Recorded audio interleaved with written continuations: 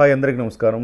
భారతదేశం అంతా ఒక్కసారిగా ఉలిక్కిపడిన ఘటన పెహల్గాం ఉగ్రవాద దాడి. అనంతనాగ్ జిల్లాలో ఉండే పెహల్గాం పట్టణానికి 6 కిలోమీటర్ల దూరంలో ఉండే బైసరాన్ లోయ ప్రాంతంలో ఈ ఘటన జరిగింది. మొత్తం 28 మంది మరణించారు. ఇది బైసరాన్ లోయ అంటే ఎట్లా ఉంటుందంటే మినీ స్విట్జర్లాండ్ అట. అది ఒకవైపు పర్వతాలు, ఒకవైపు లోయలు, ఒకవైపు మైదాన ప్రాంతం. చాలా చాలా సుందరంగా ఉండే ప్రాంతం. అందుకే హనీమూన్ కప్పులు కూడా అక్కడికి వెళ్ళటానికి చాలా ఇష్టపడుతూ ఉంటారు. సో ఇవాళ చనిపోయిన వాళ్ళలో 3 కపుల్స్ ఉన్నారనమాట. అంటే 3 జంటలు, 3 జంటలు అక్కడికి కొత్తగా పెళ్ళి 10 రోజులు కూడా కాకుండానే హనీమూన్ ట్రిప్కి వెళ్ళాయి.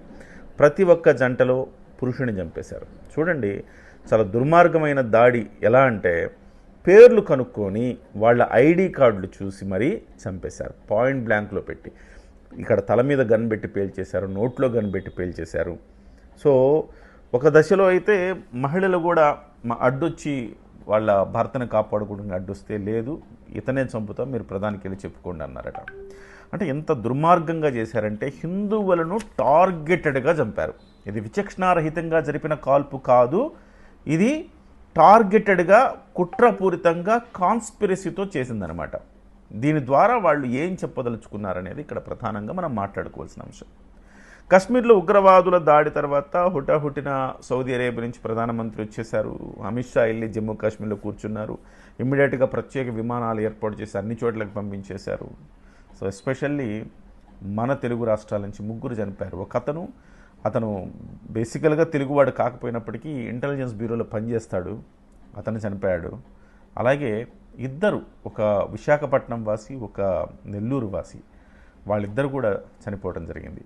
సో చాలా అత్యంత శోచనీయమైన ఘటన ఇది. అయితే దీని వెనక ఎందుకు ఇంతకాలం తర్వాత ఇలాంటి ఉగ్రదాడి ఎందుకు చోటు చేసుకుంది? ఈ ఉగ్రదాడి వెనక ప్రధానంగా ఉన్నది ఎవరు అంటే, ఈ ఉగ్రదాడి వెనక ప్రధానంగా ఉన్నది లష్కరే తోయబా అనుబంధ సంఘమైన సంస్థ అయిన ద రెసిస్టెంట్ ఫ్రంట్ అనే సంస్థ ఉంది అక్కడ. సో ఈ రెసిస్టెంట్ ఫ్రంట్ అనే సంస్థలో ఉండేదంతా కూడా వీళ్ళే. సజ్జాద్ గుల్ అనేవాడు లీడ్ చేస్తున్నాడు. వాడి ఆధ్వర్యంలో ఈ దాడులు జరిగాయి. అయితే వాళ్ళ ప్రధాన లక్ష్యం ఏంటంటే కశ్మీరు మండుతున్న మంచు కాశ్మీర్ లాగే ఉండాలా. కశ్మీర్ చాలా ప్రశాంతంగా ఉంది, మంచు కాశ్మీర్ అయిపోయింది ఇప్పుడు, కాదు అది మండుతున్న కాశ్మీర్లా ఉంచాలి అనేది వాళ్ళ ప్రధానమైన టార్గెట్.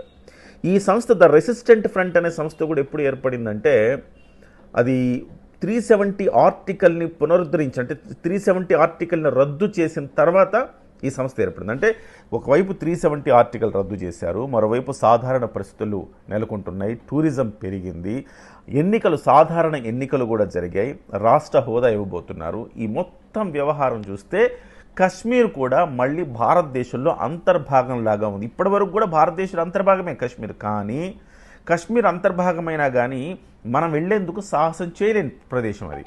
ఎప్పుడు ఏం జరుగుతుందో తెలియదు. సో ఎప్పుడు ఉగ్రవాదులు ఏం కోరుకుంటారంటే, ఎప్పుడు అది ఒక అన్రెస్ట్ వాతావరణం కావాలని కోరుకుంటారు. అన్రెస్ట్ వాతావరణం కావాలని కోరుకునే వాళ్ళకి ఎప్పుడు కనీసం 2 3 చంపుతూ పోతూ ఉంటారనమాట.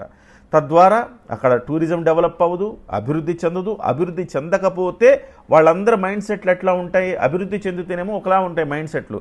ఇంతకాలం ఇప్పటి వరకు కూడా కాశ్మీర్ ఒక లెక్కలా ఉండింది. 370 ఆర్టికల్ రద్దు చేసిన తర్వాత కాశ్మీర్లో పరిస్థితులు చాలా మారాయి. ఎందుకంటే వాళ్ళకై వాళ్ళు చాలా అభివృద్ధి చెందుతున్నాం, మనకు కూడా 4 రూపాయలు డబ్బులు వస్తున్నాయి, టూరిజం పెరిగింది, మనకి విద్యా అవకాశాలు పెరుగుతున్నాయి, ఉపాధి అవకాశాలు పెరుగుతున్నాయని చాలా సంతోషంగా ఉన్నారు.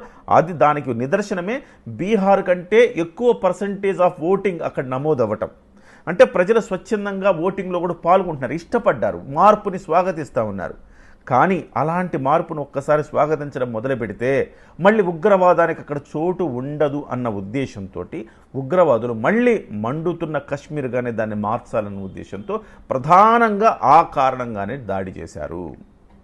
సో ప్రపంచానికి ఒక అంశం చెప్పారు, కశ్మీర్ ఇంకా 370 ఆర్టికల్ తీసేసినా కానీ, లేదా సాధారణ పరిస్థితులు నెలకొన్నా కానీ, టూరిజం డెవలప్ అయినా ఇంకా అది భారతదేశం సొంతం కాదు, అది వివాదాస్పదమే, దాంట్లో మాకు కూడా హక్కు ఉందని చెప్పడమే పాకిస్తాన్ ప్రధాన ఉద్దేశం.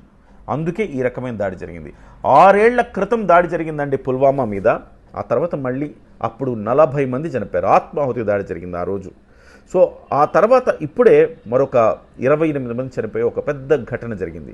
బీజేపీ అధికారంలోకి వచ్చిన ఈ 11 ఏళ్లలో నాకు తెలిసి ఎక్కడ ఎలాంటి అవాంఛనీయ సంఘటనలు జరగలేదు. అంటే ఒక హైదరాబాద్ లాంటి చోట్ల కానివ్వండి, బెంగళూరు కానివ్వండి, ఢిల్లీ కానివ్వండి, ఇలాంటి అన్ని చోట్ల కాంగ్రెస్ ప్రభుత్వం ఉన్నప్పుడు దాడులు జరిగాయి. కానీ బీజేపీ ప్రభుత్వం వచ్చిన తర్వాత ఒక పుల్వామా ఘటన మాత్రమే జరిగింది. దానికి కూడా తీవ్రమైన ప్రతీకారం భారతదేశం తీర్చుకుంది, మనందరం చూసాం. కానీ ఇవాళ మళ్ళీ ఇలాంటి ఒక ఘటన జరిగింది. అమాయకులైన నిరాయుధులైన ఒక టూరిస్టులను ఇక్కడ చంపేశారు. టార్గెటెడ్గా చంపారు, పేర్లు అడిగి చంపారు, హిందువులను టార్గెట్గా చంపారు. ఇది చాలా కీలకమైన అంశం.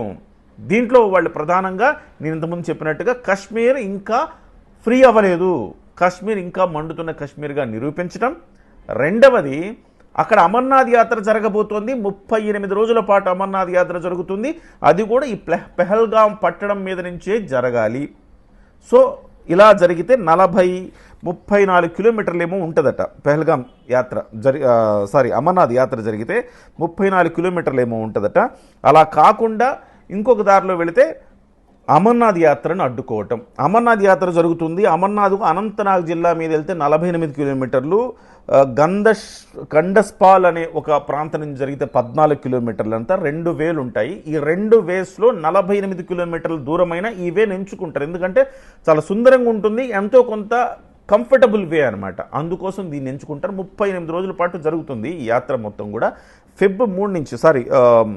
జూలై 3వ తారీఖు నుంచి స్టార్ట్ కాబోతోంది. సో ప్రతి సందర్భంలో గతంలో కూడా అమర్నాథ్ యాత్ర జరిగేటప్పుడు కొంత ఇలాంటి ఒక అవాంఛనీయ దాడులు జరుగుతూ ఉండేవి. సో ఆ తర్వాత చాలా కాలంగా అలాంటివి ఏమి లేవు. ఇప్పుడు మళ్ళీ అమర్నాథ్ యాత్ర జరుగుతున్నప్పుడు దాన్ని ఆపటం. ఇక మూడోది వచ్చేసి టూరిజాన్ని పూర్తిగా తగ్గించేసేయాలి, ఎవరు రాకూడదు, భయపడాలి. సో ఆ రకమైన పరిస్థితి క్రియేట్ చేయాలి. ఇక 4వ లక్ష్యం ఇక్కడ ప్రధానం కనపడుతుంది ఏంటంటే, ఈ మధ్యకాలంలో పాకిస్తాన్లోనే పెద్ద ఎత్తున నిరసన జ్వాలలు రగులుతూ ఉన్నాయి. బలూచిస్తాన్ అంటే చెడపకురా చెడేవు అన్నట్టుగా పాకిస్తాన్ ఏం చేస్తుంది, ఇక్కడ కశ్మీర్లో మంటలు సృష్టిస్తుంటే బలూచిస్తాన్లో అక్కడ మంటలు చెలరేగుతూ ఉన్నాయి. సో చెడపకురా చెడేవన్న రీతిలో పాకిస్తాన్ కూడా అక్కడ చెడిపోయే ప్రమాదం కనపడతా ఉందన్నమాట.